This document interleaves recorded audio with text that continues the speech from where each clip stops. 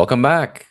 It's only been 24 hours. You probably didn't expect me to be back because I don't often do back to back streams, but I thought I should come back on tonight and talk a little bit more about the State of the Union. I promised that I would.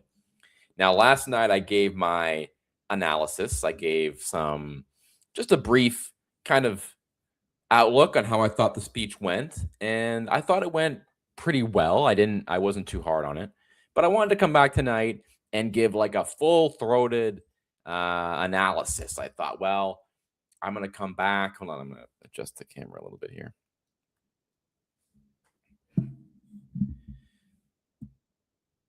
Just a little housekeeping for you. Sorry about that.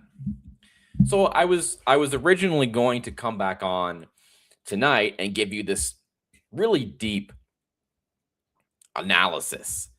And I would go over everything and talk about the agenda and where it's gone astray and the good parts and the bad parts. And I had all this analysis ready. And some of it last night I actually talked about. I talked about a little bit about how Trump maybe has been steering away from his old agenda, the old Trump nationalism, populism, America First agenda. It seems like he's kind of steered away from that a little bit. But now that I kind of had some time to think about it, I started to realize that maybe there isn't really a huge analysis needed. Maybe we just need to enjoy the moment. You know what I'm saying? Because here's the thing. I watched the whole speech last night. I streamed it live. I had many thoughts on it. And as I alluded to a little bit earlier, I believe that there are areas where Trump has kind of walked away a little bit from his old agenda. Now, of course, there are still parts of it that are there. But I do think he is a much different president being advised by Susie Wiles as opposed to being advised by Steve Bannon. I think that's obvious, but it's not really so obvious if you're just following all the typical conservative pro-Trump social media and media. They're going to tell you Trump's an amazing president, Trump's doing great, no matter what happens. And we sort of saw this when the Supreme Court came down with their decision. And I saw people like conservative influencers tweeting, this is actually a big win for Trump. It's like, well, no, not really. The main policy agenda was struck down by the highest court in the land. So there's a lot of conservative influencers who are going to come on and they're going to tell you that everything's amazing and it's a win for Trump no matter what. I'm not going to do that. Okay. I promise you I'm not going to do that. But right now, for tonight, I want to just not get too deep into the analysis and be critical of him and say he should have said this, he should have pivoted to this topic, he should have had this agenda laying it out. Because here's what happened. Last night, I had all those thoughts in my mind, and I said, well, tomorrow night, I'm going to come on there, and I'm going to say this should have been done, and that should have been said, and he's not the same as he was in 2016, and what's going on? We got to get back to the original agenda. And then I started seeing some of the leftist takes on Trump's speech. And I was reminded, wait a second, let's just enjoy the moment. All right? Is that okay with everybody? Can we just enjoy the fact that Trump is president? Can we just sit and acknowledge the fact that this man, who the entire federal government was trying to put into prison, the Justice Department, when the United States Justice Department wants to get you, they're going to get you. It doesn't matter, okay? That's known. The Justice Department, led by Joe Biden, wanted political retribution against Donald Trump, and they did everything they could. There were state charges, there were federal charges, there was this charge and that charge, Trump Organization, election, January 6th, all of this stuff.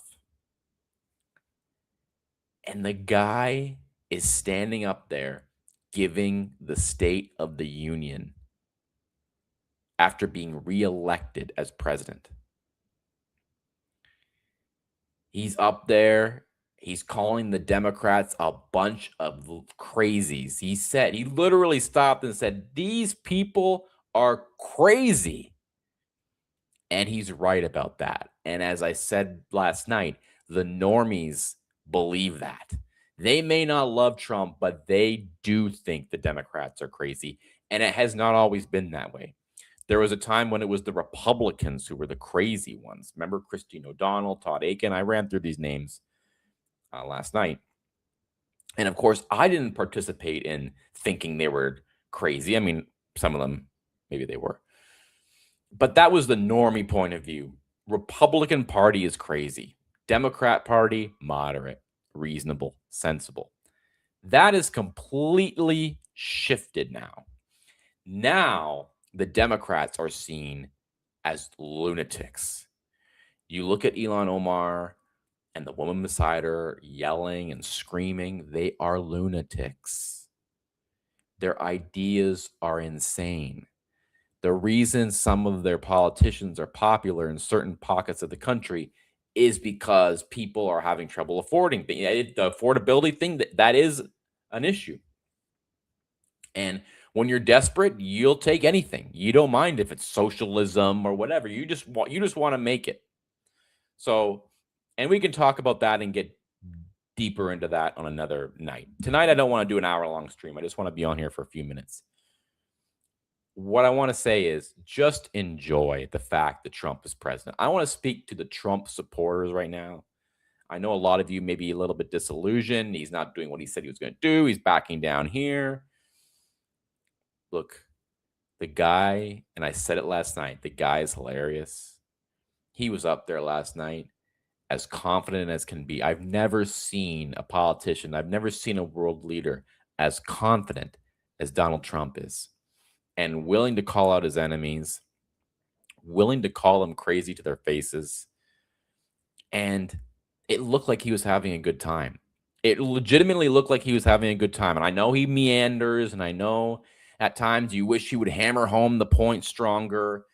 You know, I for one, wish he had called out the Supreme Court justices. But I had to step back after seeing the leftist reaction to Trump's speech and say, wait a second. Let's not get overly critical of Trump, saying he should be doing this, he should be doing that. Maybe there's a time for that discussion, but that's not the night after the State of the Union, okay? That's not the night after he calls Democrats crazy to their faces. He just points them out and says, these people are crazy. And he's right. And that's how normies view the dynamic between the Republican Party and the Democrat Party right now. They do view them as crazy. They do view them as lunatics, the Democrats. And Trump is just up there riffing. And he's bringing in the Olympic team. And they're chanting USA. And he's saying America is back. And we're richer than ever before. We're stronger than ever before. We're the greatest country ever conceived by man. All this stuff, you have to take a step back and remember that America was governed by Biden and Obama for so many years. And the State of the Union was just complete liberal pablum. And Obama had his moments where he was more moderate. Yes, I'm sure. But let us just take a step back. Personally, I had to tell myself, tonight, I'm not going to go on and I'm not going to be all critical of Trump.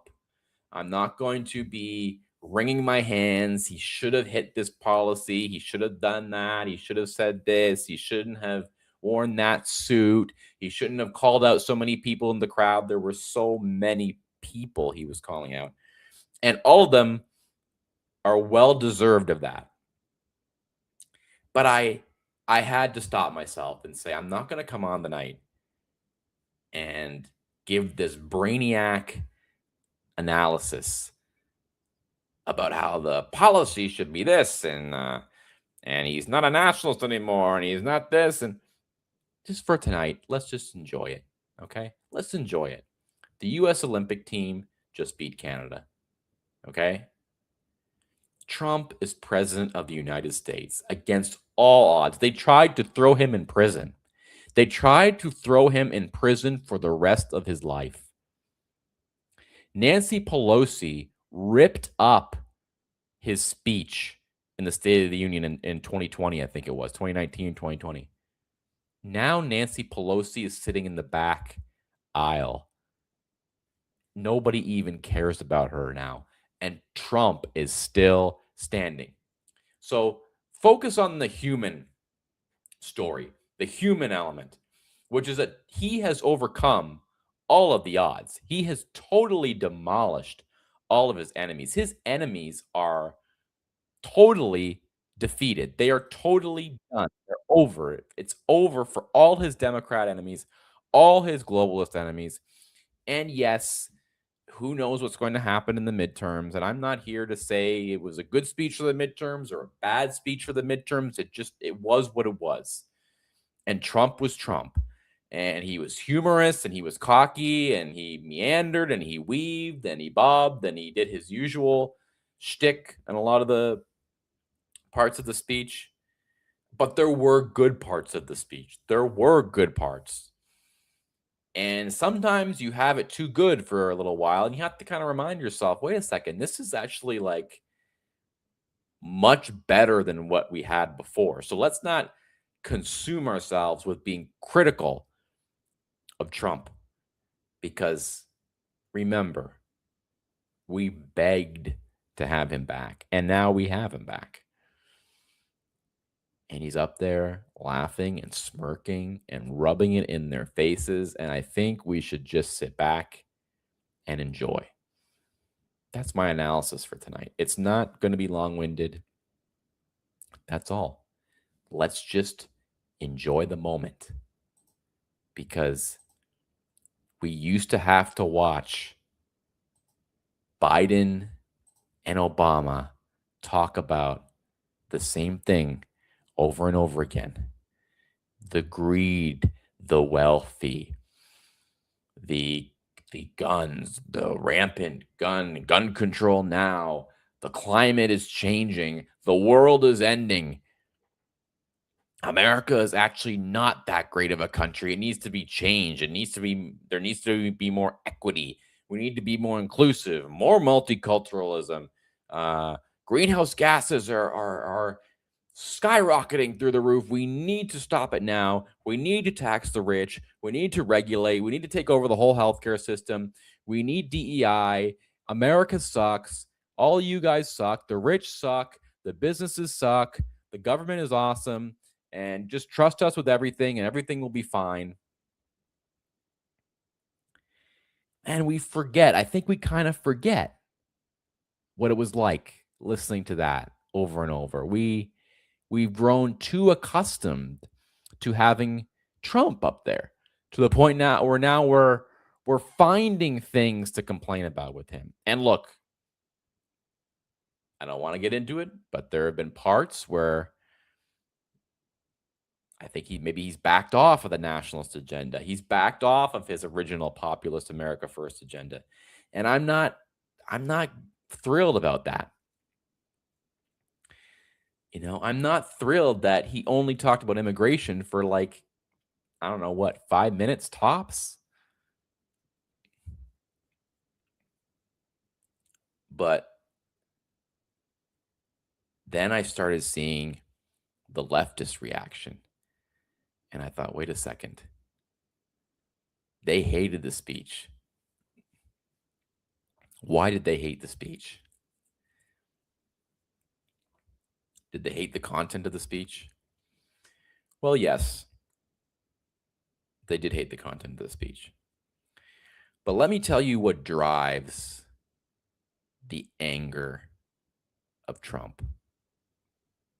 And this is not breaking news. I'm not giving you some sort of deep new insight here.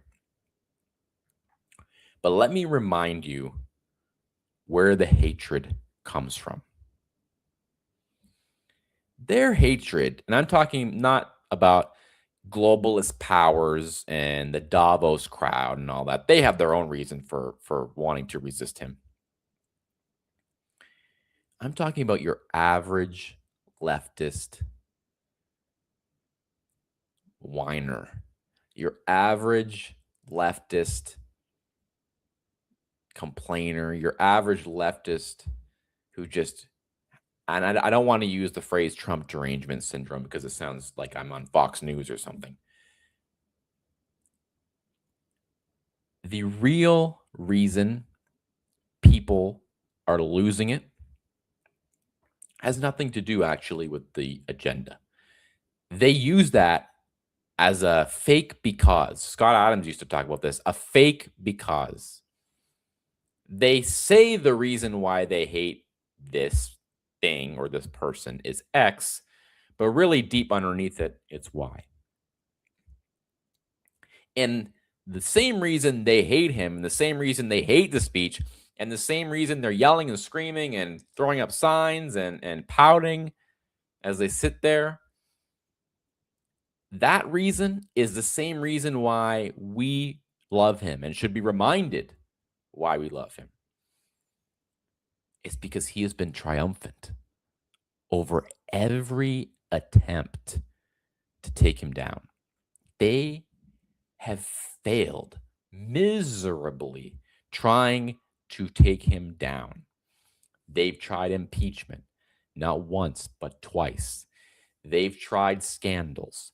They've tried to defeat him at the ballot box. They've tried to, I'm not going to go into the other ways they've tried because I don't want to get banned, but they have taken it to other levels and they have completely failed. And their view of the country they live in, the society they live in, their whole view of reality has been completely and utterly crushed. They told themselves and they told their friends and their family and their coworkers, this guy can't win. Then he won. This guy can't get reelected. This guy is going to prison.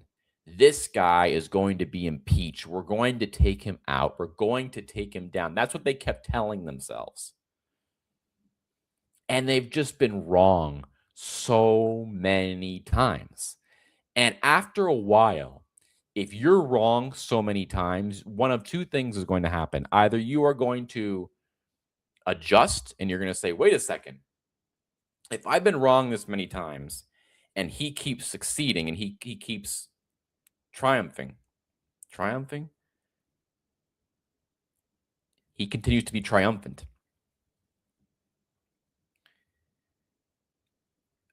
Two things can happen. Either you can adjust and say, wait a second, maybe it's me. Maybe it's us. Maybe we have gone wrong here. Maybe we need to take a look at ourselves. Maybe we are a big part of the problem.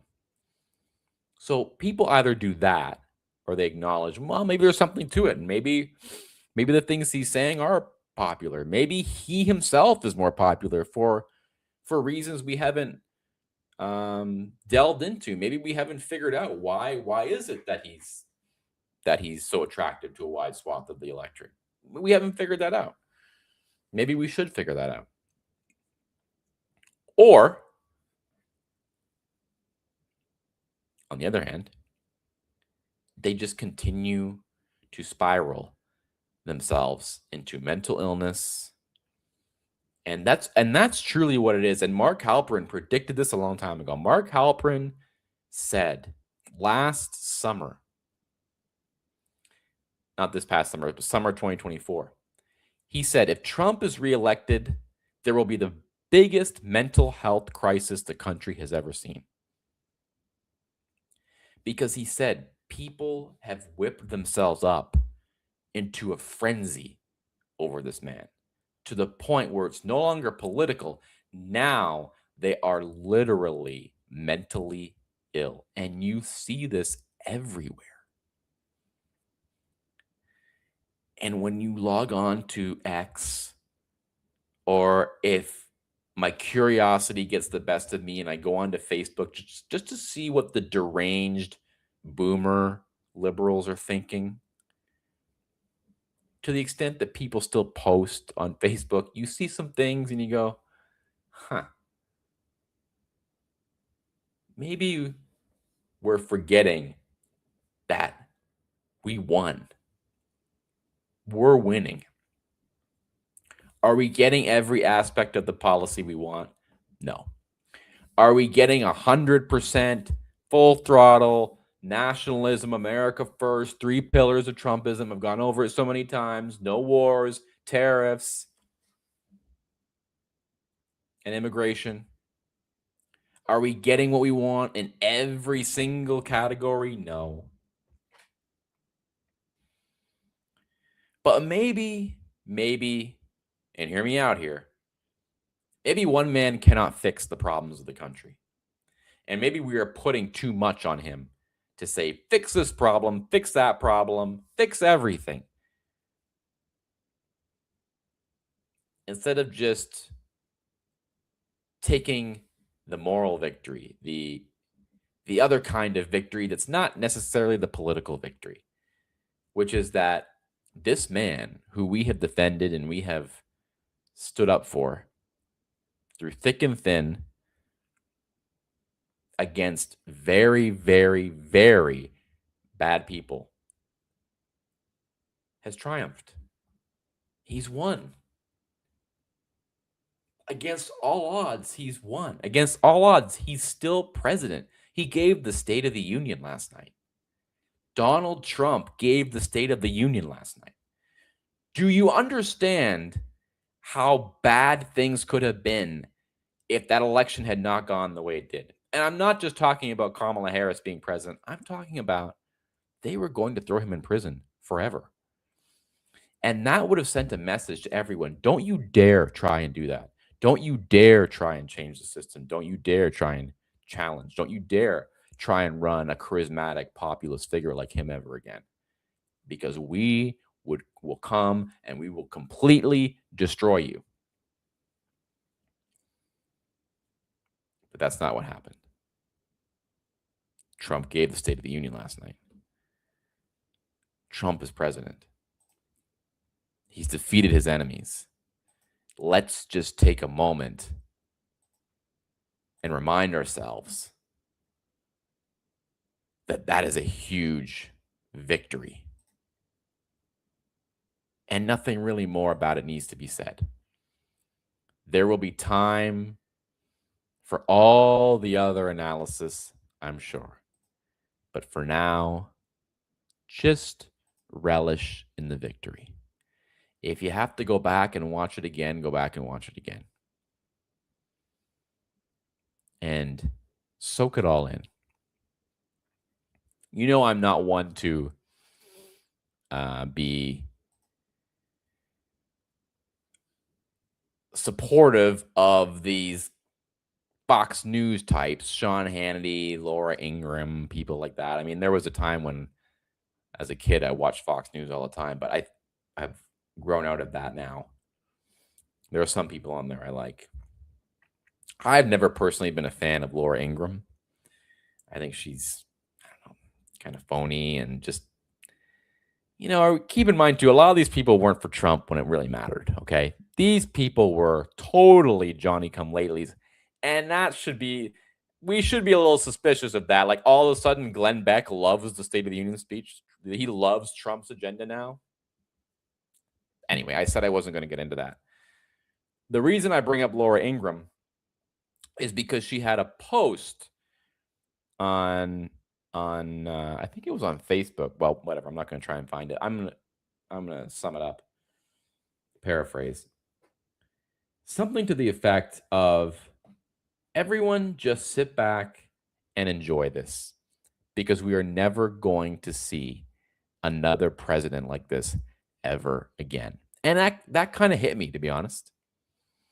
Kind of hit me. I thought, yeah, that's true. Like, this is a very unique thing. This is a very unique man. And we're never going to see someone like that again, I don't think. Or we're going to have to wait a long, long time for it. So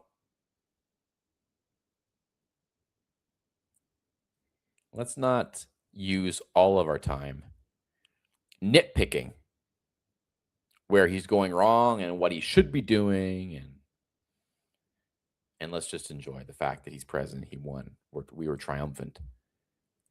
He totally destroyed his enemies. And the greatest thing about it is that once a year, a lot of his enemies have to gather in one room and watch him give a 2-hour long speech where he, in multiple occasions, takes the liberty to just rub it in their face. Like, he has no shame about bragging. And look, I don't know. I'm not here to say this is a good this is a good characteristic of his, but you have to admit it is nice seeing him do it. It is funny, it is entertaining, it is satisfying seeing him just call them all out for exactly what they are, which is a bunch of frauds. Not every single one, but a lot of them are. And we really have been waiting for a long time for someone to really just lay it out like that and just explain exactly who these people are straight to their faces. So, anyway, I've gone on too long now. I said I wasn't going to go on for an hour. I'm almost at half an hour. I just wanted to pop on and say that. If you're watching on X, thank you very much for watching. Please subscribe to my YouTube channel, Florida Millennial. If you click, I guess it's not a link, so you have to go on to YouTube, like the video, follow me on Twitter, FLA Millennial. Like the video on YouTube, comment. If comments do start to stream it, I will read them. So I'm giving you the opportunity now to comment. And any comments on the video and after post, I will react to just like I used to in the old days. All right, that's all. That's it. No deep analysis. I intended to come on here and say, oh, well, the nationalism and Bannon and Susie Wiles and Rubio and neocon. I'm not going to do that. I totally changed gears. I said, wait a second. I'm not going to be negative about this. This was a good night.